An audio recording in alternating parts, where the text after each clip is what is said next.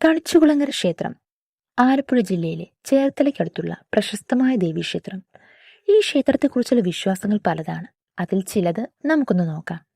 പണ്ട് ക്ഷേത്ര പരിസരത്തുണ്ടായിരുന്ന കുറച്ച് തൊഴിലാളികൾ തേങ്ങ ഉരയ്ക്കാൻ ഉപയോഗിച്ചിരുന്ന കല്ലിൽ നിന്നും രക്തം വരാൻ തുടങ്ങി. നിൽക്കാതെ രക്തം വരുന്ന കണ്ട അവർ നാട്ടുകാർ വിവരം അറിയിക്കുന്നു.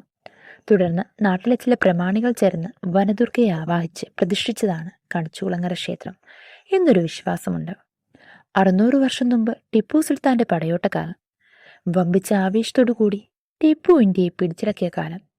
അക്കാലത്ത് ടിപ്പുവിന്റെ പ്രധാന ലക്ഷ്യം ഇന്ത്യയിലെ ക്ഷേത്രങ്ങളും അവിടുത്തെ വമ്പിച്ച സ്വത്തുക്കളുമായിരുന്നു. ടിപ്പുവിന്റെ പടയെ പിടിച്ച് പലരും നാടുകടന്നു. അക്കാലത്ത് മലബാറിലുള്ള ഒരു ബ്രാഹ്മണ കുടുംബം തന്റെ പരദേവതയും കൊണ്ട് നാടുകടന്നു. കപ്പൽ മാർഗമായിരുന്നു യാത്ര.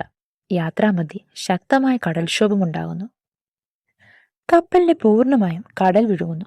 അത്ഭുതമെന്ന് പറയട്ടെ, ബ്രാഹ്മണനും കുടുംബത്തിനും ഒരു പോറൽ പോലും ഉണ്ടായില്ല. അപ്പോഴും അവരുടെ പക്കൽ ആ പരദേവതയുണ്ടായിരുന്നു. അവർ വന്നടിഞ്ഞത് ആലപ്പുഴയിലെ ഒരു കടൽ തീരത്തായിരുന്നു. കര കണ്ട ഇടത്തേക്ക് അവർ നടന്നു. പൂർണ്ണമായും കാടുമൂടിയ പ്രദേശം. അതിന് നടുവിലായി ഒരു കുളം.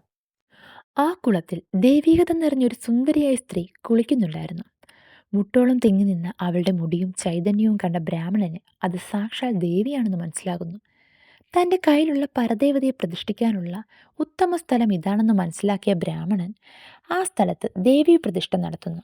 ദേവി കളിച്ചു കുളിച്ച സ്ഥലം എന്ന അർത്ഥത്തിൽ കളിച്ചുകുളങ്ങര എന്ന പേരിൽ ഈ സ്ഥലം അറിയപ്പെട്ടു.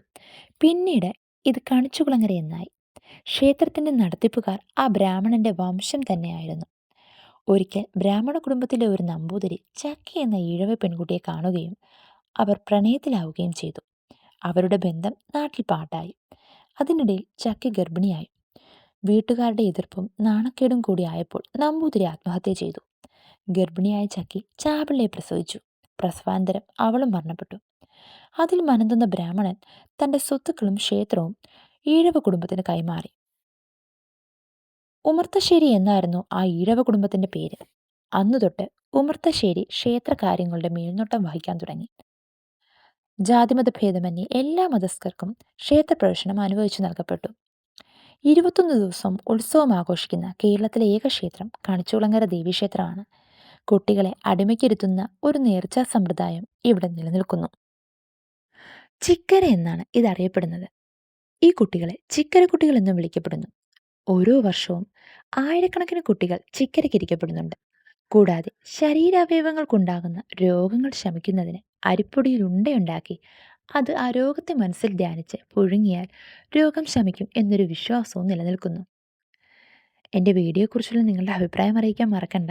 വീഡിയോ ഇഷ്ടപ്പെട്ടാൽ ലൈക്കും സബ്സ്ക്രൈബും ചെയ്യണേ. നിങ്ങളുടെ സ്വന്തം